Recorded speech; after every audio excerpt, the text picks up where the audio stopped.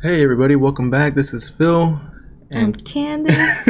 and today we're doing the review of season 2 of ReZero episode 1, and it's gonna be Each One's Promise. Yeah, each one's promise. I'll cut that up a little bit. It's called Each One's Promise. It was a pretty good episode, and like you were saying earlier, it wasn't like, thank goodness it wasn't a recap of what happened the first season, and we actually got some content of what was going on after they fought the white whale. And overall, what'd you think of the episode? It was good. It was okay. So, like what I'm saying, so I guess now they have a reason to look for the next sin, which is gluttony and greed. And so, I don't know. I'm guessing that it's gonna be like about 3 episodes of that. 3 to 4 maybe of them looking for. I wonder how many episodes is this season's gonna be. I think it's gonna be. I hope it's 25 again, like it was the first season.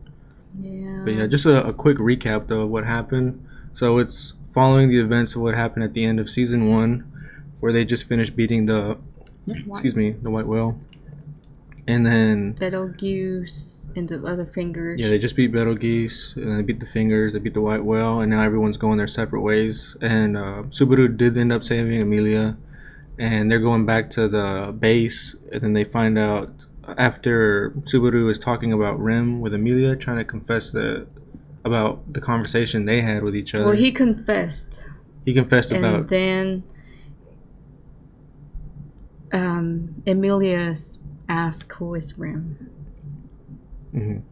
So I feel like that was a checkpoint when I feel like if he didn't confess right there, his checkpoint would have been when he confessed his love for Amelia, like when everything was over, they were in this grass, they were laying down, and it was sun's out. I feel like that could have been his checkpoint. Well, I think the checkpoint's right before he confessed. What do you mean? Like, it's not to after Amelia? he confesses. No, to Rem. When he tells Amelia about Rem confessing to him. Okay. You know what I'm talking about? I'm a little confused. Well, we'll get into it in a second. But then they end up happening, and that's when, like you said, she says, who's Rem? So that means something happened to her and that group that left after the white whale. Then we get the scene of what did happen. It's Crusch and Rem's group, and they end up running into these people on the road, and then there's this whole battle where Crusch gets injured, and then Rem also gets injured, and they're fighting these 2 new characters. It was Gluttony and Greed, like you said. And then the whole rest of the episode is them figuring out what's going on, and then how they're going to move forward from that. All right, so what were you saying earlier? You think the checkpoint is after he told Amelia that Rem confessed? No, like, I guess so. Or like as soon as he confessed, I feel like that was a checkpoint for him. But if he didn't confess at that time, I feel like the previous checkpoint would have been when he confessed his love to Amelia.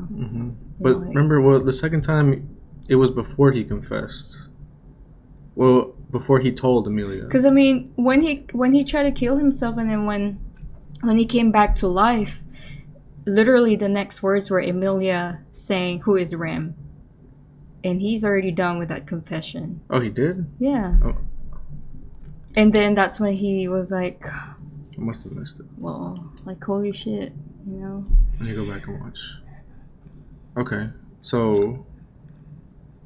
And then that's when he just got frustrated, like, he was hoping that Amelia would be able to remember Rem. But literally, as soon as he came back to life and that they were in the carriage, right? Oh, okay. The next words were Amelia's words, "Who is Rem?" And then that's when at that point he realized no matter what he does, there's no turning back anymore. I got you. Okay, so all right, so you think that's what made the checkpoint then? Yeah. Okay. Because it's such a pivotal moment, I think. Yeah, because I feel like whenever something changes about him, Yeah, that you're right. Like something, like a pivotal moment, something changes about him for the better. I feel like that's his. Oh, Or when he, maybe when his goal changes, you think? Because at is that point, that his goal is to figure out what happened to Rem now. maybe, I don't know. That's just speculation. yeah. But Like I was thinking more like whenever he is able to counter, I don't know, I can't find the word, but like overcome mhm. something that is kind of hard to do. I can't explain it well, but I hope somebody's getting what I'm trying to say here. Like I feel like that's a checkpoint. Okay. Like, I don't know. I don't know. It's But we just can move on. because like the white whale would be like beating the white whale would be a checkpoint No, but if it's something like that. no, But I feel I like have no idea. Though. it's a personal thing. Like I feel like it's a personal achievement, not really beating something. Like I don't, anyway, just Okay, we'll keep I going. hope somebody would could I know what you understand what mean. I'm trying to say. I know what you mean. But Yeah. moving on, what'd you think of the two new characters we got introduced to? I have they're pretty creepy, which is good. Yeah. Gluttony was creepy. Mm-hmm. Greed looks like he's greed. Greedy. No, he just looks like, what do you call it? Like narcissistic, if you would say. Like he looks Yeah. like he's all about himself, and he wants. Because I mean, he looks good. I feel like he's. I mean, obviously he's a powerful person. Yeah, because when Rem attacked him with the ice, I mean, he was literally just standing there. and that didn't even phase him. That, and while he was attacking, like I didn't see him move a finger. Like he was just literally standing there and talking and shit. And then out of nowhere, Crusch's arm just come flying in the air. Mm-hmm. And so I don't know. I mean, I hate. This is like very prominent in a lot of animes where they would show how strong the new characters are, but when the actual fighting comes, for some odd reason they become so much weaker. It's like I don't know, I can't explain it. It's like they make them look so overpowered, but when the time comes that it's the main battle against them, they're really not that strong. It's like it's weird. I don't know. So right now they're making it sound like they're so strong. Seems like it. I mean,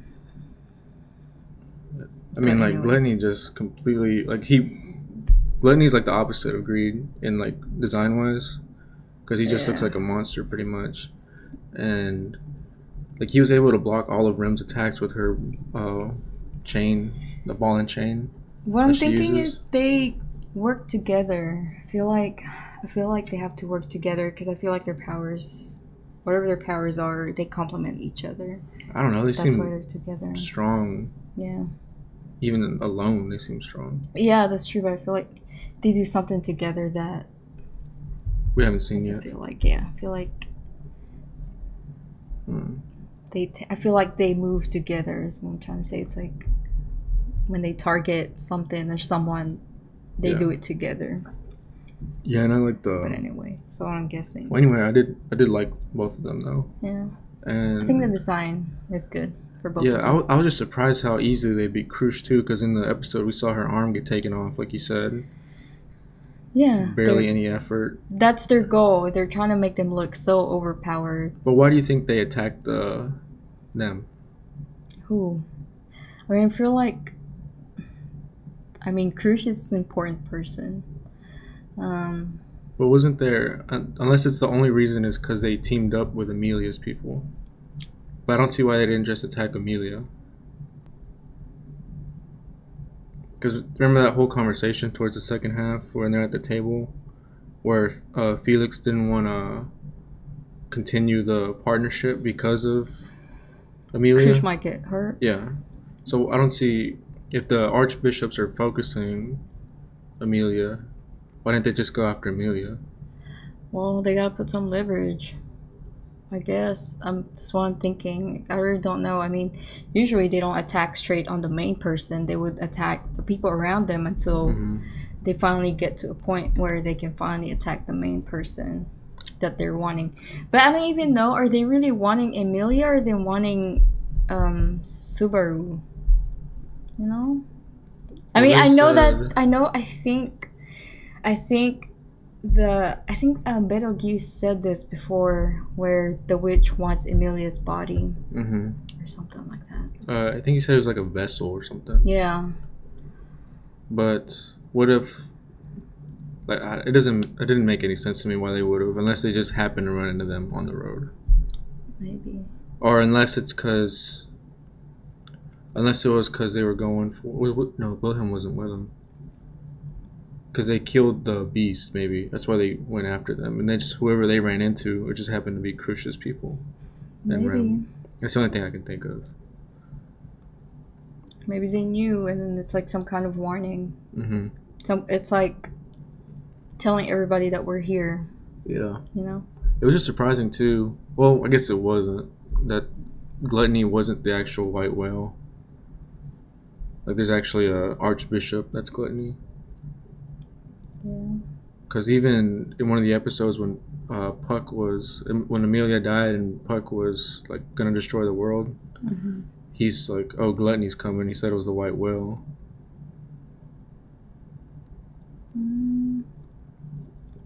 It was in one of those where Subaru just kept dying. But I don't know. What about the next part? It's like the whole conversation at the table.